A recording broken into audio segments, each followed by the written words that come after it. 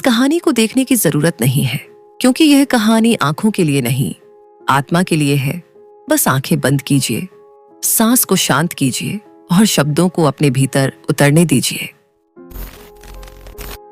बहुत प्राचीन समय की बात है। हिमालय की तराइयों में कपिलवस्तु नाम का एक समृद्ध राज्य था। उस राज्य के राजा शुद्धोधन थे और रानी का नाम माया देवी था।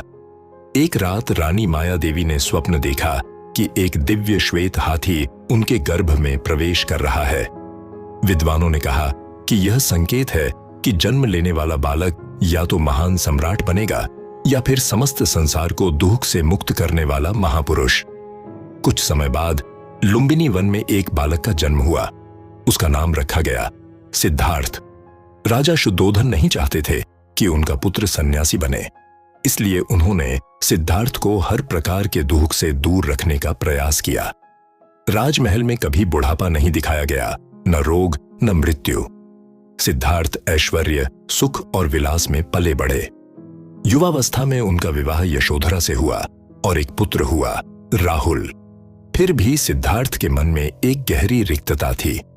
उनके पास सब कुछ था, लेकिन मन को शांति नहीं थी।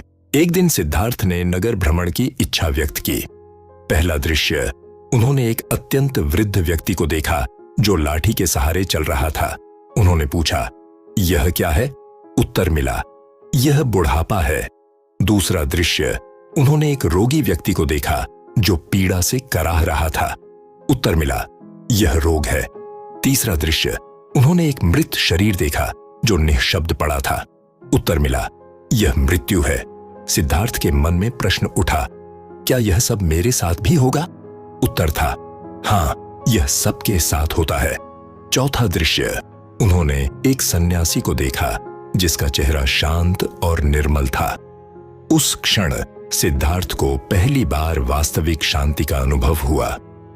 उन्होंने समझ लिया कि भोग में सुख नहीं, बल्कि सत्य की खोज में मुक्ति है। एक रात जब पूरा महल सो रहा था, सिद्धार्थ ने अपने सोते हुए पुत्र राहुल को देखा। उनका हृदय करुणा से भर गया, पर उनका संकल्प अडिग था। उन्होंने राजमहल त्याग दिया। राजकुमार सिद्धार्थ अब एक साधक बन चुके थे। बोधगया में एक पीपल के वृक्ष के नीचे बैठकर उन्होंने प्रण लिया, जब तक मुझे सत्य का ज्ञान नहीं होगा, मैं इस स्थान से नहीं उठूंगा। रात्रि गहरी हुई। मन के सारे भय, वासनाएं और मोह सामने आए, लेकिन सिद्धार्थ अडिग रहे। भोर होते ही उन्हें बोधि प्राप्त हुई। अब वे सिद्धार्थ नहीं रहे, वे बन चुके थे गौतम बुद्ध, अर्थात जागृत पुरुष। 6 वर्षों तक उन्होंने कठोर तपस्या की। उनका शरीर दुर्बल हो गया, पर सत्य अभी भी दूर था। तब उन्होंने जाना कि अत्यधिक भोग भी गलत है और अत्यधिक तप भी। सही मार्ग है मध्यम मार्ग। भगवान बुद्ध ने संसार को 4 आर्य सत्य बताए। दुख है, दुख का कारण है, दुख का अंत संभव है और उस अंत तक पहुंचने का मार्ग भी है। उन्होंने करुणा, अहिंसा और जागरूकता का संदेश दिया। उनका कहना था, स्वयं दीपक बनो, सत्य को स्वयं अनुभव करो।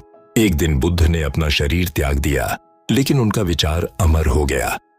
आज भी बुद्ध जीवित हैं, हर उस मन में जो शांति, दया और सत्य की खोज करता है। अगर आपको यह कहानी पसंद आई हो तो वीडियो को लाइक करें और चैनल को जरूर सब्सक्राइब करें, ताकि ऐसी ही दिलचस्प और प्रभावशाली कहानी आप तक पहुंचती रहे।